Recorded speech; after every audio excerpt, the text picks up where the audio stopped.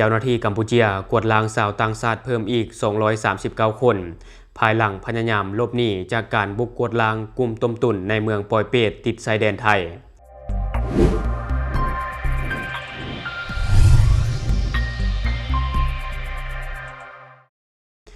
สบายดีท่านผู้ชมยินดีต้อนรับเข้าสู่รายการ Talk the News และข่าวที่ข้าพเจ้าอยากจะนำเสนอในมื้อนี้เจ้าหน้าที่กัมพูชีได้กวดล้างชาวต่างชาติเพิ่มอีก 239 คน ภายหลังพยายามหลบหนีจากการบุกกวดล้างกลุ่มต้มตุ๋นในเมืองปอยเปตติดชายแดนไทย โดยในของข่าวข้าพเจ้าได้มาจากเพจคอมเมนต์ไทม์ตำรวจกัมพูชีบุคคลเฮือนหรู2 หลังจับกลุ่มผู้ต้องสงสัยเกี่ยวข้องกับการหลอกลวงทางออนไลน์100 กว่าคนสื่อท้องถิ่นของกัมพูชีรายงานว่า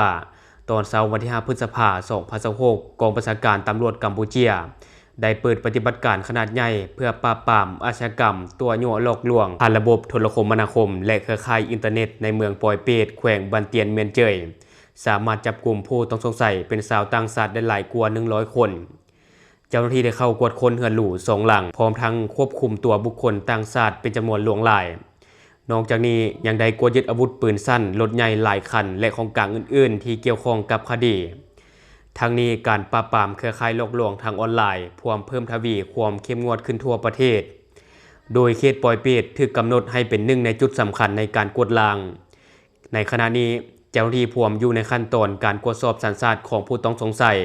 แหล่งที่มาของกลางรวมถึงความเชื่อมโยงกับอาชญากรรมอื่นๆก่อนจะดำเนินคดีตามกฎหมายต่อไปตอนนี้กัมพูชีถือว่ากำลังเร่งกวดล้างแก๊งสแกมเมอร์อย่างหนักเพื่อเรียกคืนความเชื่อมั่นและความไว้วางใจจากนานาชาติพอในช่วงที่ผ่านมาหลายคนเบิ่งว่ากัมพูชีเป็นฐานที่ตั้งของแก๊งสแกมเมอร์ซึ่งในช่วงที่ผ่านมานักลงทุนจากหลายสัญชาติก็กำลังเพ่งเล็งกัมพูชีเป็นกรณีพิเศษเลยแต่ว่าในปัจจุบันนี้มีแต่นักลงทุนสัญชาติจีนเท่านั้นที่ยังคงลงทุนในกัมพูชีอย่างต่อเนื่องและยังเป็นประเทศอันดับหนึ่งที่ลงทุนหลายที่สุดในปัจจุบันและวันนี้เรามาติดตามอีกหนึ่งข่าวเกิดเหตุรถเมล์โดยสารที่บรรทุกคนมาเต็มคันรถแซงรถคันอื่นบ่วิดเจิดลงข้างทางโชคดีบ่ปีนและบ่มีผู้ได้รับบาดเจ็บจากเหตุการณ์ดังกล่าวเหตุการณ์นี้ได้เกิดขึ้นในวันที่ 5 พฤษภาคม 2026 ซึ่งเป็นรถเมล์สายไตสวรรณเขตหานครหลวงเวียงจันทน์เสียหลักเจิดลงข้างทางอยู่ในขอบเขตเซโดนแขวงสวรรณเขตโชคดีที่ว่าบ่ต่ำใส่ต้นไม้บ่ปีนและบ่มีผู้ได้รับบาดเจ็บจากเหตุการณ์ดังกล่าวผู้อยู่ในเหตุการณ์เล่าว่ารถเมล์คันดังกล่าวได้ขับขี่รถแซงรถใหญ่อีกคันแต่แซงบ่วิดพัดมีรถสวนมาจึงหักหลบลงข้างทางในขณะเกิดเหตุมีผู้โดยสารเต็มคันรถมีทั้งผู้ใหญ่และเด็กน้อยหลังเกิดเหตุโชเฟอร์ได้นำรถขึ้นจากข้างทางแล้วเอิ้นผู้โดยสารขึ้นรถเดินทางต่อฮอดจุดหมายปลายทางอย่างปลอดภัยเดี๋ยวเราไปเบิ่งคลิปนี้นำกันก่อนท่านผู้ชมนั่นซูคนต่ำเลยนะแข่งรถโควิด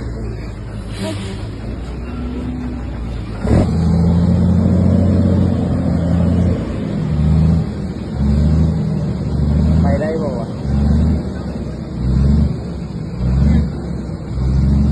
ดีไหมเราเบรกทันได้ไปตามตรงไม้นี่ปีนเลยนะปีนเลยดีแต่เราขอเบรกรถหน่อยเราโบเบรกว่าเดียวดีแล้วและที่ผ่านไปก็จะเป็นคลิปถือว่าเป็นอีกหนึ่งเหตุการณ์ที่เสียตายแบบรวมหมู่โชคดีที่รถเล่นบ่ไหวปานใดและคนขับรถยังมีสติควบคุมรถเอาไว้ได้เชื่อว่าผู้โดยสารที่มากับรถคันดังกล่าวหลายคนคงใจหายใจคว่ำแบบเป็นขบวนแน่นอนเพราะว่าหลายคนก็คงจะเห็นเหตุการณ์ที่ขึ้นในช่วงที่ผ่านมาที่ว่ามีรถเมล์โดยสารพลิกคว่ำลงห้องข้างทางอยู่ในเขตเมืองปักกระดิ่งเหตุให้มีผู้ได้รับบาดเจ็บแล้วก็เสียชีวิตเป็นจำนวนหลายแต่ทุกเหตุการณ์นี้เองหลายคนก็คงรู้สึกปลอดภัยเพราะว่าฮอดเฮือนฮอดศาลแล้วก็ควรไปเสียเคราะห์เสียเข็นกันแน่เพื่อเรียกขวัญกลับขึ้นมาหลายคนก็คงจะตกใจขวัญเสียกับเหตุการณ์ที่มันเกิดขึ้นและวันนี้เรามาติดตามอีกหนึ่งข่าวเจ้าหน้าที่ที่เกี่ยวข้ององค์การปกครองเมืองสนะสมบูรณ์ร่วมกับองค์การปกครองบ้านคิรีสร้างขบวนการเก็บซากปลาตายอยู่เรียบแคมฝั่งน้ำเซโดนพร้อมทำลายซากปลาทิ่มทั้งหมดโดยในของข่าวพเจ้านำมาจากเพจโทรโขงในวันที่ 6 พฤษภาคม 2026 องค์การปกครองเมืองสนะสมบูรณ์สมทบกับองค์การปกครองบ้านพ่อแม่ประชาชนชาวบ้านคิรีขึ้นกับตาแสงหนองดูเมืองสนะสมบูรณ์ได้สามัคคีร่วมกันสร้างขบวนการเก็บซากปลาตาย อยู่เรียบเคียมฝั่งแม่น้ำเซโดนเขตบ้านดังกล่าว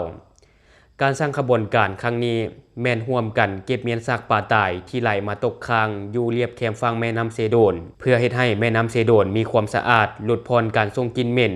ส่งผลกระทบโดยตรงต่อการดำรงชีวิตของพ่อแม่ประชาชนและสัตว์นำที่อยู่ในเขตการระบาดและลุ่มเขตการระบาดปัจจุบันทางองค์การปกครองเมืองสนะสมบูรณ์ได้ออกแจ้งการฉบับเลขที่97/คปม.จำสบ.ถึงคณะพักหักฐานตาแสงนายบ้านที่อาศัยอยู่ขอบเขตแคมแม่น้ำเซโดนเมืองสนะสมบูรณ์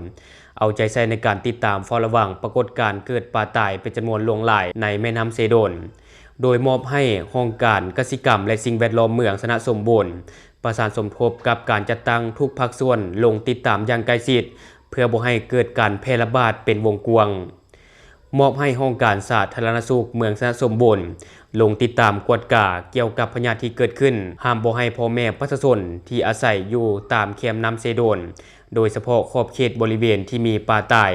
บ่ให้นำเอาปลามาบริโภคเด็ดขาดและห้ามนำเอาน้ำเซโดนขึ้นมานำใช้ในชีวิตประจำวันและนำมาให้สัตว์เลี้ยงเด็ดขาดจนกว่าสภาพน้ำจะกลับคืนมาเป็นปกติและปัจจุบันยังรอท่าผลการวิจัยจากภาคส่วนที่เกี่ยวข้องเพื่อยังยืนสาเหตุการตายของปลาให้ละเอียดจะแจ้งจนมาถึงตอนนี้ท่านผู้ชมยังหาสาเหตุบ่ได้เทื่อกับเหตุการณ์ปลาตายจำนวนหลายในแม่น้ำเซโดนโดยที่บ่ฮู้สาเหตุตอนนี้ถือว่ายังบ่ปลอดภัยเนาะเพราะว่ามีการห้ามใส่น้ำและห้ามทำมาหากินในน้ำเขตนี้เด็ดขาดข่าวนี้ถือว่ายังเป็นข่าวที่ได้รับความสนใจจากสังคมและก็มาแห้งอยู่ในตอนนี้หลายคนก็ติดตามว่าจะมีวิธีทางแก้ไขแนวใดสถานการณ์นี้จะกลับคืนมาเป็นปกติหรือบ่เฮาก็ติดตามไปนำกันเนาะท่านผู้ชมและข้าพเจ้าจะพยายามเก็บเอาข่าวมาอัปเดตให้กับท่านผู้ชมได้ทราบอยู่เรื่อยๆทุกคนมีความคิดเห็นอะไรกับข่าวนี้เนาะอยากตามนิติเตียนอยากประกอบส่วนข้อมูลก็อย่าลืมฝากไว้ภายใต้คอมเมนต์ของเฮาแล้วเฮาจะเข้าไปอ่านแล้วก็ตอบแลกเปลี่ยนประสบการณ์นำกันอย่าลืมสนับสนุนกันโดยการกดติดตามช่องขอขอบใจ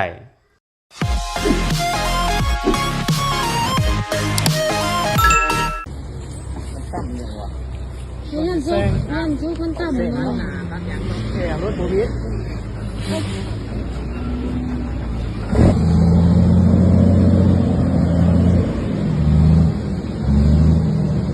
ไปได้บ่วะดีแม่เราเบรกทันได้ไปตามตรงไม้นี่กินเลยนะ กิ เนี่ย นเลยดีแต่เราขอให้เด็กลงมา เราโบเบรกว่าเดียวดีแล้ว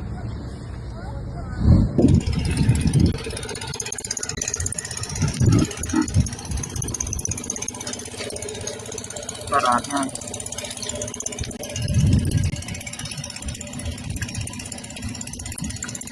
นี่จะปลาใหญ่ล้วนๆเนี่ย